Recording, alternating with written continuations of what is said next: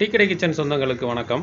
Friends, நம்ம இன்றைக்கி ஒரு அட்டகாசமான சைடிஷ் ரெசிபி தான் பார்க்க போகிறோம். இந்த சைடிஷ் பார்த்தீங்கன்னா இட்லி, தோசை, சப்பாத்தி, இடியாப்பம் இது எல்லாத்துக்குமே செம்ம காம்பினேஷனாக இருக்கும். நைட்டு டின்னருக்கு என்ன செய்யலாம்னு நீங்கள் யோசிச்சுக்கிட்டு இருந்தீங்கன்னா இந்த மாதிரி ஒரு சைடிஷை ரெடி பண்ணி நீங்கள் உங்கள் வீட்டில் என்ன ரெடி பண்ணாலும் அதோடு சேர்த்து கொடுங்க. சூப்பராக இருக்கும். கண்ணால் பார்த்தாலே நாக்கில் தண்ணி வரக்கூடிய இந்த சைடிஷை எப்படி செய்யலாம் அப்படிங்கிறத வாங்க நம்ம வீடியோவில் போய் பார்க்கலாம்.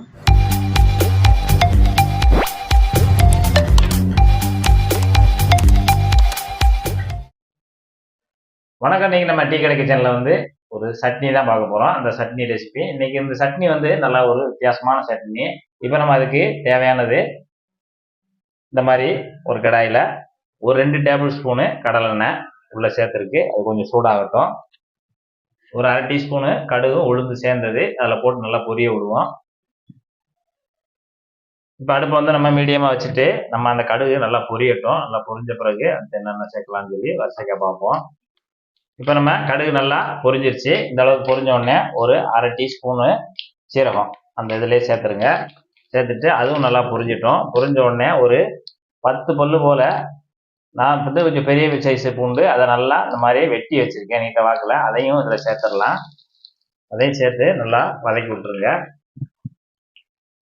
பூண்டு வந்து நல்லா இந்த எண்ணெயிலே நல்லா வதங்கிடணும். பச்சை வாசனை அந்த எண்ணெயிலே நல்லா போய் நல்லா வதங்கிடணும்.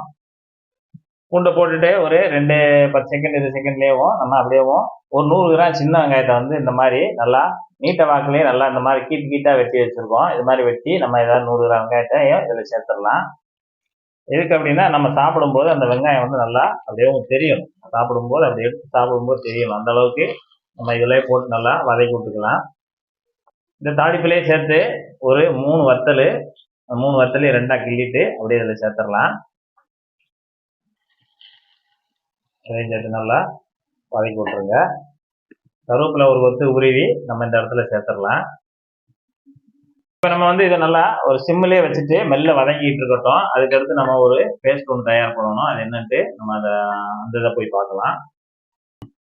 இது மாதிரி ஒரு மிக்சி ஜார் எடுத்துக்குவோம். மிக்சி ஜாரில் வந்து கிட்டத்தட்ட ஒரு 4 தக்காளி, பெரிய சைஸ் தக்காளி, அதை அந்த ஒரு நல்ல அந்த ஒயிட்டாக இருக்கக்கூடிய காம்பு பகுதியை நல்லா வெட்டி நீக்கிட்டு அதை நம்ம மிக்சி ஜாரில் அப்படியே சேர்த்துக்கலாம்.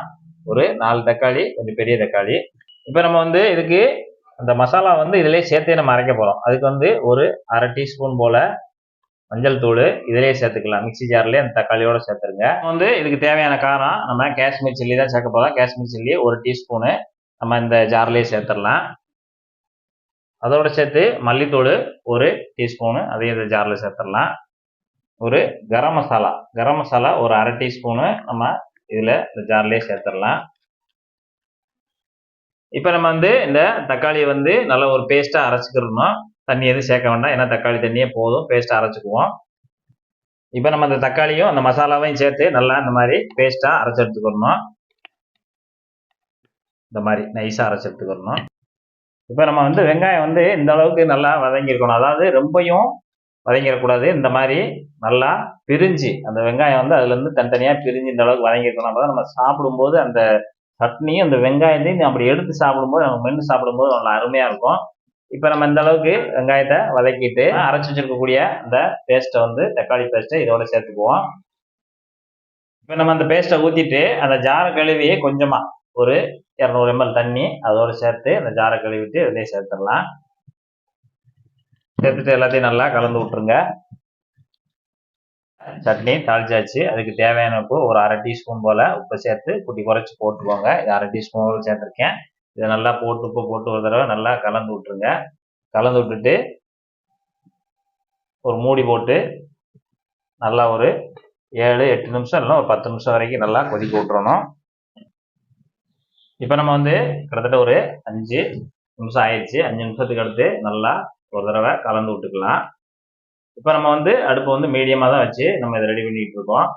ரொம்ப ஹை ஃப்ளேமில் வச்சோம்னா சீக்கிரம் சுண்டிடும். அப்புறம் நம்ம வந்து அந்த உள்ளே இருக்கக்கூடிய எல்லாம் கொஞ்சம் வேக்காடு கம்மியாக இருக்கும். அதனால் மீடியமான அளவில் வச்சு நல்லா அந்த பச்சை வாசனை இதெல்லாம் போகிற அளவுக்கு இந்த மசாலா தக்காளி நல்லா வேகணும். இன்னும் ஒரு 2-3 நிமிஷம்னா சரியாக இருக்கும். இப்போ நமக்கு நல்லா ஒரு 10 நிமிஷம் நல்லா அந்த தக்காளி சட்னி வந்து நல்லா கெட்டியாக கிரேவியாக நல்லா பதமாக நல்லா ரெடி ஆயிடுச்சு. இந்த அளவுக்கு நல்லா கெட்டியாயிடணும். நம்ம எதுக்கு இந்த அளவுக்குன்னா அந்த வெங்காயம் அந்த பூண்டு இது எல்லாத்தையுமே அப்படியே நம்ம சாப்பிடும்போது நமக்கு முழுசாக அப்படி கடிச்சு சாப்பிடணும். நம்ம அந்த லேயராக இருக்கக்கூடியதை அந்த இதழ்கள் மாதிரி இருக்கும் அந்த வெங்காயம், அதை கடிச்சு சாப்பிடும்போது நமக்கு நல்லா இருக்கும் அந்த வெள்ளைப்பூடோடு சேர்த்து. அதுக்காக தான் நம்ம அந்த மாதிரி பண்ணியிருக்கோம். நல்லா அருமையாக தயாராகிடுச்சு. இந்த இடத்துல சின்னதாக ஒரு வெல்லம் அதை அப்படியே உள்ளே சேர்த்துருங்க. ஏன்னா நமக்கு அந்த ஒரு எரிச்சல் இல்லாமல் இருக்கும். அந்த காரங்கள்லாம் கூடி இருந்துச்சுன்னா அதை நம்ம பேலன்ஸ் பண்ணிக்கிறோம். அதோடு சேர்த்து மல்லி இலை, கொஞ்சமாக மல்லி இலை கடைசியாக தூவிடுங்க. நமக்கு ஒரு அருமையான தக்காளி சட்னி ஒரு வித்தியாசமான முறையில் தயாராகிடுச்சு. இன்னைக்கு நம்ம டீ கடை கிச்சனில் வந்து ஒரு அருமையான ஒரு வித்தியாசமான முறையில் ஒரு தக்காளி சட்னி இன்னைக்கு நம்ம வீட்டில் வந்து இடியாப்பம் ரெடி பண்ணதுனால இன்னைக்கு இடியாப்பத்துக்கு வச்சு நம்ம சாப்பிட்றோம். இந்த மாதிரி நல்லா